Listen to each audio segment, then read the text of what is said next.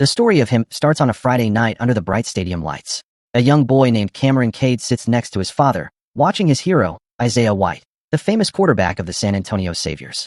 Isaiah is bruised and hurt, but he keeps fighting, playing through the pain and showing why he is one of the best to ever do it. Cam's father leans close and gives him a lesson that will stay in his heart forever. Greatness takes sacrifice, and real men push through pain for glory. That thought takes root deep inside Cam's mind. 14 years later, Cade has grown into the man his father always imagined. He is now a star college quarterback, a rare talent believed to be headed straight for the professional league. But just as he prepares for the biggest moment of his life, tragedy strikes. A violent run-in with a crazed fan leaves him with a serious head injury. Doctors warn him not to return to the game. But to Cam, leaving football means throwing away the dream he has chased since he was a child. When hope seems lost, a miracle appears, Isaiah White himself. The legend reaches out and invites Cam to his private compound in the desert. There, Isaiah promises, Cam will be pushed to his absolute limits and shaped into the next him.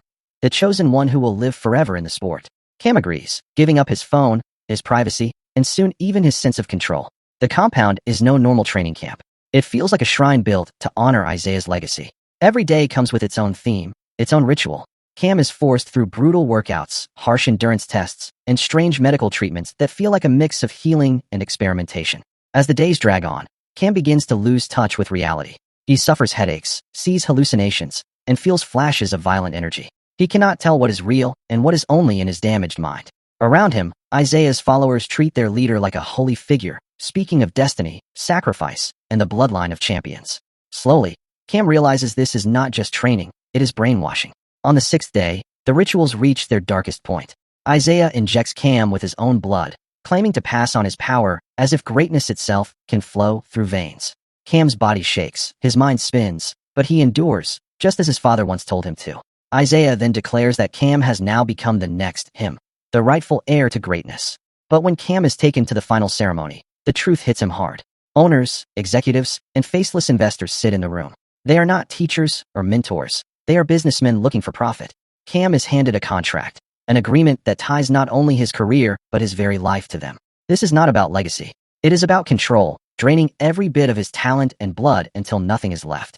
For a moment, Cam thinks about signing.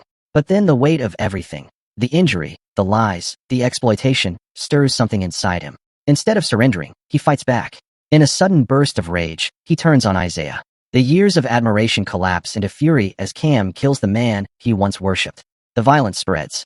He strikes at the owners, the executives, everyone who has gained from his suffering and his dream. The compound turns into a blood-soaked battlefield. When it is over, Cam walks away from the ruins. The desert sun burns overhead as he leaves behind the broken system that tried to own him. He is free, but freedom comes with a heavy price.